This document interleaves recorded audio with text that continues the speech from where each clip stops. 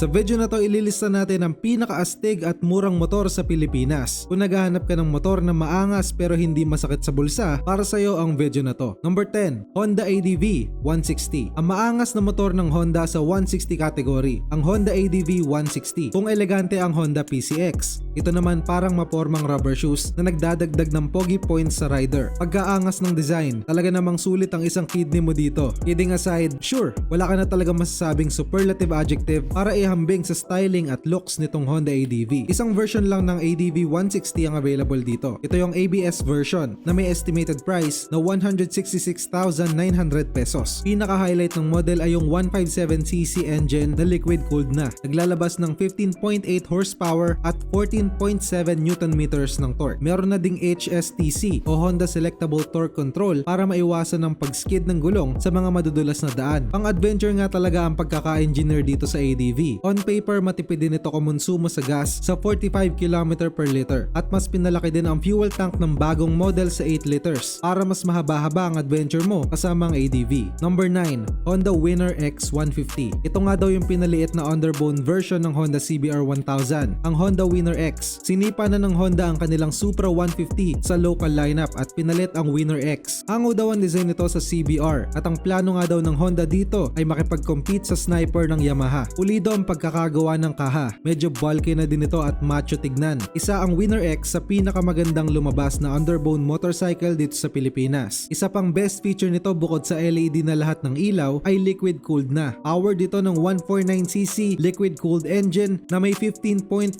horsepower at 13.5 Nm ng torque. 6-speed manual at may slipper clutch assist. Meron na ding ABS ang Winner X sa higher variants at may estimated starting price na 123,900 pesos sa base model. Sobrang astig din ang gold cast wheels ng unit sa race edition. Number 8, Suzuki Bergman Street EX. Ideal na pampamilya dahil malapad ang upuan at proven na reliable. Yan ang Suzuki Bergman Street. Yung bagong version, pang ibang planeta na ang dating ng styling. Isa rin ito sa pinakamabentang scoot ng Suzuki. Sa estimated price na 92,400 pesos, meron ka ng motor na on paper umaabot sa 52 km per liter ang tipid. Matipid, matibay at well-designed ang motor. Ang Bergman Street 125 ang ambag ng Suzuki sa Pilipinas sa papalaking market ng mga scooter riders na maraming inaangkas. Pinapaandar ng matipid na 125cc air-cooled engine na naglalabas ng 8.45 horsepower at 10 Nm ng torque. 5.5 liter fuel tank para sa mas mahabang gala at meron na ding engine auto stop start system. Number 7, Yamaha Aerox 155. Mahirap mag-decide sa NMAX o Aerox, pero kung sa patibayan lang, dito na tayo sa Aerox. Galing sa lineup ng mga Mio, kaya maaasahan natin na reliable. Kahit papalusong ka sa baha, kayang-kaya at hindi masyadong bulky ang looks gaya ng NMAX at masasabi nating mas sporty ang dating ng motor. Isang feature na high-tech galing sa Yamaha ay ang Y-Connect kung saan pwede mong i-monitor sa app ang ilang vital information sa Aerox mo. Gaya na lang ng mileage, last parking location, etc. At pwede ka din itong i-guide sa pinakamalapit na Yamaha Center in case na masiraan o magkaroon ka ng warning light sa gitna ng kalsada. Nakakabit sa ilalim ang 14-inch alloy wheels for weight reduction. Pinapatakbo ang Aerox ng 155cc liquid-cooled fuel-injected engine na kaya maglabas ng 15 horsepower at 13.9 Nm ng torque. Meron na ding USB charging ports at LED headlights. Number 6, Yamaha NMAX. Ang unang titignan sa motor ay kung gaano kaganda ang kaha at nakuha na yata ng NMAX ang pinaka-iconic na motorcycle design sa sarili niyang kategorya. Perfection ang pagka-bulky at tamang-tama ang design curves. Pilit ginagaya ng iba pero ang NMAX talaga ang nagpasimuno ng ganito ka-stylish at breakthrough motorcycle design. Simula nung nilabas ang Yamaha NMAX ay malayo na ang tinaas ng design standard ng mga motor. Matibay ang build at komportable sakyan ng NMAX. Powered ng 155cc liquid-cooled engine na naglalabas ng 15.2 horsepower at 13.9 Nm ng torque. Goods naman ang CVT transmission at mabilis ang burst ng acceleration. Para sa braking power naman, merong mga dual channel ABS disc brakes na handa palagi sa mabilisang preno. Sulit na sulit sa estimated price na 150,000 pesos. Sa katunayan nga mas mahal pa ang JDM version nito at nakikita ng mga Japanese na valuable talaga. Biased ako dito dahil paborito ko talaga ang design ng NMAX. May something talaga sa kanya at kakaiba ang dating sa akin. Number 5, Yamaha Sniper 155. Naisama ko sa listahan ang Yamaha Sniper dahil sa maangas din talaga ang design, lalo na yung all black Sniper R version.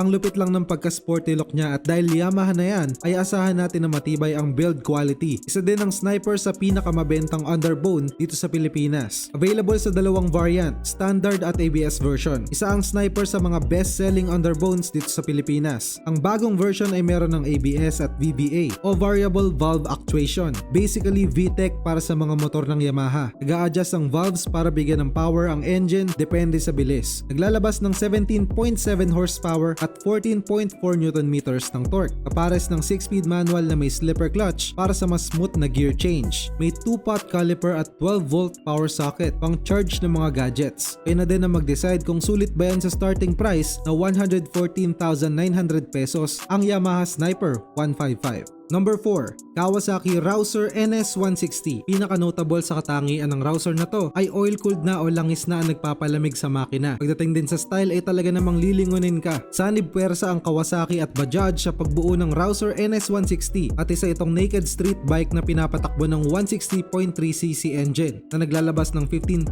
horsepower at 14.6 Nm ng torque. Gwapong-gwapo ang all-black styling ng Rouser at mukhang mamahalin, pero meron lang itong estimated price na 90,000 pesos. Number 3, Honda Beat. Eye-catching, lean at pinag-isipan talaga ang design. Ilan lamang ito sa magagandang quality ng Honda Beat na angat talaga sa iba. Matibay at affordable para sa mga first time pa lang magdadrive ng motor. Usapang specs, ang 125 model ng Beat ay may liquid-cooled engine na naglalabas ng 8.89 horsepower at 9.3 Nm ng torque. Malaki na din ang tangke sa 4.2 liters for long rides kasabay ng combi braking system. Di ka din mabibitin sa 12 liter storage at may estimated price ang Honda Beat na 71,400 pesos. Pwedeng-pwede na para sa mga beginner nating mga riders. Number 2, Honda Click 160. Isa din sa pinakamabentang motor ng Honda sa Pilipinas, ang Click. Manufactured ang Click locally sa Batangas. Alam naman natin na kung may pabrika yan dito sa Pilipinas, asahan mo na quality at mura talaga yan. Yung 2024 version nito, mas bulky at para sa akin, 10